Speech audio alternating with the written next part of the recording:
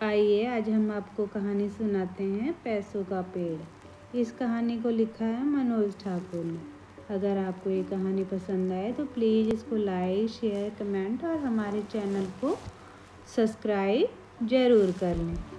डुक डुक डुक डुक की आवाज़ के साथ बुलेट मोटरसाइकिल गेट के बाहर गली में आके खड़ी हुई और हॉर्न बजा। पी आवाज़ सुनकर 3 साल का अथर्व भी अपने गेट की ओर दौड़ा। गेट के तले में लगी लोहे की पत्तियों में पैर फंसा के अथर्व किसी तरह ऊपर पहुंचा और धीरे से कुंडी खोली। एक साइड से थोड़ा सा गेट को खींचकर बीच की दरार में से उसने बाहर झांका। उसके चाचा बाइक पर बैठे हॉर्न बजा रहे थे और सामने के गेट से उसका हमउम्र चचेरा भाई प्रत्यूष दौड़ के बाइक की ओर लपका। चाचा ने अपने बेटे को बाइक पे अपने आगे बैठाया और सामने गेट के अंदर की ओर बुलेट दौड़ा दी। उदास अथर्व ने गुस्से में गेट बंद किया और लटका हुआ चेहरा लेके वापस आने लगा। सामने आंगन में चारपाई पर बैठी माँ की गोद में जाके सुबकने लगा। माँ ने उसकी मनोदशा समझते हुए उसके सर पे हाथ फेरा और खींच गले लगा लिया। उसकी आंखों में छलछलाए आंसुओं के साथ माँ ने वे सवाल भी पढ़ लिया जो हर बार उसे झकझोर जाता कि मेरे पापा कब आएंगे। सुबकते सुबकते उसको नींद आ गई। माँ को भी पता नहीं चला।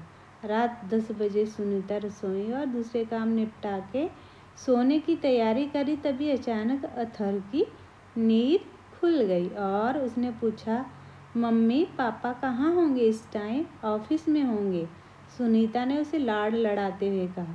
अथर्व ने प्रश्नवाचक निगाहों से माँ को देखा और पूछा, इतनी रात को? हाँ बेटा, उनकी ड्यूटी रात में ही होती है, सुनीता बोली। वहाँ पर बाघ आ गए तो? अथर्व ने बालमन से जिज्ञासा से पूछा। सुनीता ने उसे आश्वस्त करते हुए कहा, नहीं आएगा, वहाँ तो बहुत सारे लोग हैं, बिल्कुल बाघ को भगा देंगे। आएगा तो उसे भगाने के लिए पापा को एक कुत्ता दे देंगे, ऋषु भैया की गूगल या फिर हमारा ब्रूनो। नहीं, गूगल छोटी है, बाघ से डर जाएगी। गूगल के छोटे कद को याद करते हुए अथर्व बोला, पापा को बड़ा सा डॉगी देंगे जो बाघ को भगा देगा। मम्मी, अथर्व ने सुनीता को गले लगाते हुए कहा, अभी पापा को फ़ोन करके पूछो उन्हें कौन सा कुत्ता चाहिए, सुनीता ने थोड़े आश्चर्य से कहा। साथ साथ कहा, अब तो रात हो गई है, सुबह बात करें। नहीं, अभी पूछो अभी। हाँ सुबकते हुए अथर्व ने जिद करते हुए कहा। माँ ने भी उसे शांत कराने के लिए मोबाइल पे नंबर मिला दिया। घंटी बजी। फ़ोन उठाने पे दूसरी ओर से आवाज़, हेलो। सुनीता ने जवाब दिया, हेलो, बिजी तो नहीं है? नहीं, बोलो, कुछ खास? दिलीप ने पूछा। ये अथर्व जिद कर रहा है, 1 मिनट इससे बात कर लीजिए, सुनीता बोली। करवाओ, दिलीप ने कहा। अथर्व ने फ़ोन पकड़ा। उत्साह में एक ही सांस में बोल पड़ा, पापा नमस्ते, आपके पास बाघ तो नहीं आएगा? नहीं आएगा, दिलीप ने उसे पुचकारते हुए कहा। आएगा तो मैं अपने ब्रूनो को ले आऊँगा उसे भगाने के लिए। ब्रूनो? नहीं, उसे ख्याल आया कि घर पर बाघ आ गया तो कौन भगाएगा। ये सोचते अथर्व बोला, ब्रूनो जैसा बड़ा सा नया डॉगी आपके लिए लाऊंगा। बेटा, मेरे पास ऑफिस में बड़े बड़े डॉगी हैं, वो बाघ को यहाँ नहीं आने देंगे। दिलीप की इस बात को सुनकर अथर्व के मासूम मन का डर निकल गया और कब उसे बात करते करते नींद आ गई पता ही नहीं चला। दोपहर का समय था। अथर्व और उसकी 5 साल की बहन तन्वी स्कूल से घर आ चुके थे। दादी माँ और तन्वी तीनों रसोई में बैठे थे। अथर्व बरामदे में बैठा इलेक्ट्रॉनिक खिलौने से खेल रहा था। उसने खिलौने से सब पुर्जे को खोल दिया।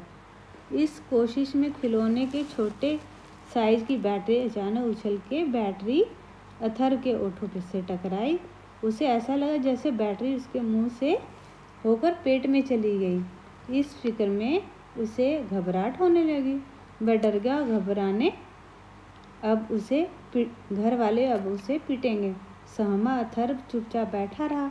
तभी उसकी दादी बाहर आई और उसे चुपचाप बैठा देख के बोली, क्या हुआ, मुंह लटकाकर क्यों बैठा है? डरा हुआ अथर्व पास आकर बोला, दादी बैटरी मेरे पेट में चली गई, कुछ होगा तो नहीं? दादी ने भी उसकी टांग खींचने के लहजे से कहा, तो तेरे पेट से बैटरी के पेड़ उगेंगे और उन पर बैटरियां लगेंगी।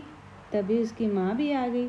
उसकी रोनी सूरत देख सभी घरवाले अथर्व का मजाक उड़ाने लगे। तभी उसे जोर जोर से रोना शुरू कर दिया। रोते रोते बोला कि पापा के पास बताऊंगा। बहुत मनाने समझाने पर भी जब चुप नहीं हुआ तो सुनीता ने उसके पापा को फ़ोन दिया। अथर्व ने सुबकते हुए दिलीप को सारी बात कह दी। ये भी बताया कि दादी कहती है कि अब उसके पेट में बैटरी के पेड़ उगेंगे। दिलीप ने भी उसे छेड़ने के लिहाजे से कह दिया कि छोटे तो ठीक हैं, पर पेड़ बड़े हो जाएंगे तो क्या करेंगे? अथर्व इतना ही सुनते जोर जोर से रोने लगा। किसी की बात नहीं सुन रहा था तो उसके पापा ने कहा, अच्छा ठीक है, अगर तुम रोगे नहीं तो मैं संडे को घर आऊँगा और तुम्हारे लिए नया खिलौना ले आऊँगा। ये सुनकर अथर्व थोड़ा शांत हुआ। संडे में अभी 2 दिन शेष थे। अथर्व बहुत ही हर्षित और उत्साहित था। मसलन जिससे भी मिलता पापा के आने की बात उसे बताता। उसकी ताई रीता उसे बड़ा लाड करती थी। स्कूल से लौट के वो इधर उधर घूम रहा था। उसकी ताई अथर्व को पूछती आंगन में आई और ताई फर्श पे बैठ उसे बबल गम दिखाकर पास बुलाने लगी। अथर्व बोला, यहाँ का दे दो। अच्छा ज़्यादा चालाक बन रहा है, चल आ इधर। ताई ने बनावटी गुस्सा दिखाते हुए उसे बुलाया। दौड़ के अथर्व उसके गले में दोनों बाहें का हार डालकर झूलने लगा। परसों मेरे खूब मज़े होंगे। हम अथर्व दोनों आंखें मटकाते हुए ताई से बोला। सब जानते हुए रीता ने जानबूझकर उसे आश्चर्य जताते हुए पूछा, क्यों, काहे कि मज़े होंगे तेरे? अथर्व ने कहा, मेरे पापा आएंगे। संडे को दिलीप करीब 300 किलोमीटर का सफ़र कर घर पहुंचा। बच्चे उसे देखते ही कूदने लगे, कभी आगे तो कभी पीछे, कभी जेब तो कभी बैग टटोलने लग गए। सफ़र की थकान के बावजूद दिलीप भी तन्वी और अथर्व के साथ थोड़ा बच्चा बन गया। उसने बच्चों को टॉफ़ियाँ का पैकेट दिया और सभी को बांटने को कहकर भेज दिया। फिर माँ, पिताजी और पत्नी से मिलकर घर बाहर आस पड़ोस की खबर ली। कुछ ही देर में बच्चे वापस आ गए। पूरा दिन दिलीप के आगे पीछे घूमते रहे। थक हार के बिस्तर पे आ गए। कब उन्हें नींद आ गई, अपने आगोश में ले लिया, पता ही नहीं चला। होमवर्क तक करना भूल गए। सुबह उठे तो बेटी तन्वी ने जल्दी जल्दी अपना होमवर्क ख़त्म कर लिया। अथर्व अभी बिस्तर पर ही था तो सुनीता ने तन्वी से अथर्व का होमवर्क ख़त्म करने को कह दिया। तन्वी ने काफ़ी तो उठा ली, लेकिन झल्लाते हुए माँ को 4 बातें भी सुना दी। बोली, मुझे करना है तो इसको होमवर्क, तो इसे स्कूल क्यों भेजते हो? तन्वी ने टूटी फूटी राइटिंग है अथर्व का होमवर्क ख़त्म कर दिया। दोनों बच्चे फिर तैयार होकर आए और दिलीप से बोले, आज आप हमें बस में बैठा कर आओ। दिलीप ने दोनों बस्ते उठाए और उन्हें बस में बैठाया। नाश्ता कर फ्री हुआ तो पत्नी के साथ लेके बाजार निकल गए। 1 महीने का राशन और अन्य सामान खरीदने में उनकी आधी सैलरी खर्च हो गई। दोनों बच्चों की फीस, घर के छोटे मोटे खर्च के लिए कुछ राशि पत्नी को थमा दी। अब जेब में इतनी ही रकम बची थी कि लौट कर मकान का किराया दें और अपने राशन का सामान खरीद सके। ऐसे में कोई अतिरिक्त खर्चा आए तो वह इसे निपटाने के लिए विचार करने लगा। 3 दिन घर में पूरी चहल पहल रही। बच्चे की चिल्लाहट, शिकायत, बहानेबाजी, साथ ही मस्ती। चौथे दिन दिलीप को लौटना था। सुबह बच्चे के उठने तक खुद नहा धोकर तैयार हो गया और बैग पैक कर लिया। अथर्व उठा, उत्साह के साथ खेलता रहा। मासूमियत से बोला, पापा परसों को आप वापस आ जाना, मेरे लिए बहुत सारे खिलौने लेके आना। मैं अपना होमवर्क खुद ही कर लूँगा, आप मेरे लिए बस पटरी वाली ट्रेन ले आना। जब दिलीप ने बैग उठाया तो अथर्व पास आया और प्यार से गाल पर चूम लिया। दिलीप ने कहा, पापा मैं सड़क वाली खिड़की पर आपको बाय बोलूँगा, और बरामदे से कमरे के भीतर भाग गया। दिलीप बैग लेकर गेट से निकल सड़क पर पहुंचा। खिड़की के पास आकर उसने देखा तो सड़क की ओर वाली दोनों खिड़कियों के पर्दे गिरे थे। उसने आवाज़ दी, अथर अथर, और कोई उत्तर नहीं मिला। तभी भीतर से सुनीता की आवाज़ आई, अथर जाओ दादा जी के पास नहा लो। उसने कलाई पर बांधी घड़ी देखी। 300 किलोमीटर दूर जाने की बात उसके दिमाग में कौंध गई।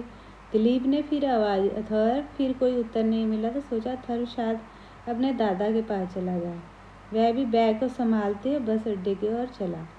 घर में अथर्व को उसके दादाजी आवाज़ लगाई। जब कोई आवाज़ नहीं आया तो सुनीता बाहर निकल कर देखा, किसी कमरे में नहीं मिला तो थोड़ी चिंता बढ़ी कि कहाँ गया। सभी अथर्व को खोजने। सुनीता जब बरामदे में पड़े फ्रिज के पास से गुजरी तो किसी की सुबकने की आवाज़। वह थोड़ी ठिठकी और फ्रिज के पीछे झांक कर देखा। वह खड़ा सुबक रहा अथर्व माँ को देख पास आके लिपट गया और जोर जोर से रोने लगा। सुनीता ने उसे उठा के गले लगाया और पुचकारते हुए पूछा, क्या हुआ मेरे बेटे को, क्यों रो रहा है? पीठ सहला और गालों पर बहते आंसू पोंछे। सुनीता ने दुलारा, अरे क्या हुआ? हिचकियाँ लेकर रो रहे अथर्व को माँ का दुलार मिला तो कुछ शांत हुआ। सुनीता ने फिर पूछा, क्या हुआ मेरे बच्चे, बोलो क्यों रोआ? अथर्व ने हिचकी लेते हुए मासूमियत से कहा कि पापा की बहुत भूख लगी। अथर्व की याद की जगह भूख कहने पर सुनीता थोड़ी मुस्कुराई। उसने पूछा, क्यों बेटा, ऐसा क्यों? सुबकता अथर्व कहने लगा, सबके पापा घर पे रहते हैं, मेरे पापा क्यों जाते हैं? बेटा वो नौकरी करते हैं इसलिए जाना पड़ता है उन्हें। सुनीता ने समझाने वाले लिहाजे में कहा, यहाँ आके नहीं कर सकते नौकरी? रोते अथर्व ने उल्टा सवाल दागा। हाँ, यहाँ उनकी जॉब नहीं। सुनीता ने फिर समझाया, नहीं करनी नौकरी, पापा से कहो घर आ जाएं बस। झल्लाता हुआ अथर्व बोला। सुनीता उसके आंसू पोंछते हुए बोली, बेटा पैसे नहीं होंगे हमारे पास अगर पापा नौकरी नहीं करेंगे। अथर्व फटाक से बोला, पैसे क्यों नहीं होंगे? पैसे पेड़ क्यों नहीं लगा लेते पैसों का फिर? और माँ के गले से लिपट कर फिर रोने लगा। उसकी पीठ सहला रही सुनीता को अथर्व की मासूमियत भरे सवाल ने निरुत्तर कर दिया।